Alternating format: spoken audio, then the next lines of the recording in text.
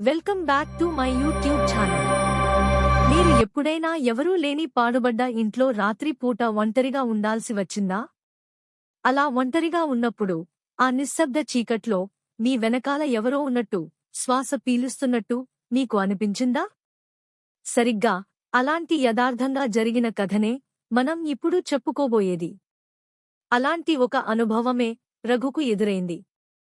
ఆ రాత్రి అతను కలిసిన అతిథి నిజంగా మనిషి కాదు. ఆ కథ ఏంటో ఇప్పుడు తెలుసుకుందాం. అది ఒక తుఫాను రాత్రి. రఘు అనే 25 ఏళ్ల యువకుడు అర్జెంటుగా తన సొంత ఊరికి కార్లో బయలుదేరాడు. వాళ్ళ ఊరికి వెళ్లడానికి ఉన్నది ఒకే ఒక్క మార్గం, అది కూడా అడవి గుండా మాత్రమే ప్రయాణించాలి. అయితే వెళ్లే ఆ దారిలో ఒక గ్రామం దెయ్యాల దెబ్బతో నిండిపోయింది. చుట్టుపక్కల గ్రామాలలో కోరికలు తీరకుండా చనిపోయిన వాళ్ళు అందరూ కూడా దెయ్యాలుగా మారి అక్కడ పాడుబడ్డ ఇళ్లల్లో ఉంటారు అని ఆ చుట్టుపక్కల ప్రజల నమ్మకం. అందుకే ఆ మార్గం గుండా రాత్రి 10 దాటాక ఎవ్వరూ వెళ్లరు. కాని అనుకోకుండా ఆ దెయ్యాల గ్రామంలోకి రాగానే రఘు కారు ఆగిపోయింది. చుట్టూ చీకటి. ఎటు వెళ్లాలో తెలియని పరిస్థితి. అలా అనుకోని ప్రయాణంలో దారి తప్పిన రఘు ఆశ్రయం కోసం ఆ దెయ్యాల గ్రామంలోని ఒక పాత ఇంటికి చేరుకున్నాడు.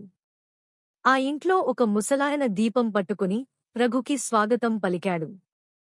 లోపలికి రా నాయనా, ఈ రాత్రికి ఇక్కడే ఉండి ఉదయం లేచి వెళ్ళు అన్నాడు ఆ ముసలాయన.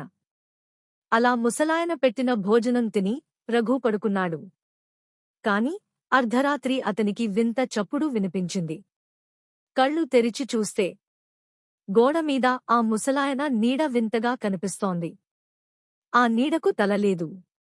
అది చూసిన రఘు వెన్నులో వణుకు మొదలైంది. నెమ్మదిగా పక్క గదిలోకి తొంగి చూశాడు. అక్కడ ఆ ముసలాయన తన తలను తీసి టేబుల్ మీద పెట్టి తన మొండానికి నూనె రాస్తున్నాడు. భయంతో రఘు అరిచే లోపే ఆ తల రఘు వైపు చూసి వికటంగా నవ్వింది. నువ్వు కూడా నాలాగే ఇక్కడే ఉండిపోతావు అని కేక వేసింది. అసలు రఘు అక్కడి నుండి ప్రాణాలతో బయటపడగలిగాడా? ఆ ఇల్లు మరుసటి రోజు ఉదయానికి అక్కడ లేదు. నిజంగా ఆ ముసలాయన ఎవరు? ఆ ఇల్లు ఎక్కడికి పోయింది?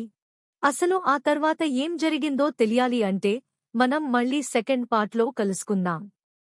ఈ కథ మీకు నచ్చితే వెంటనే లైక్ చేయండి. మీ ఊరిలో ఇలాంటి వింత సంఘటనలు జరిగితే కామెంట్ సెక్షన్లో మాతో పంచుకోండి. మరిన్ని భయంకరమైన కథల కోసం మా ఛానల్ని సబ్స్క్రైబ్ చేసుకోండి.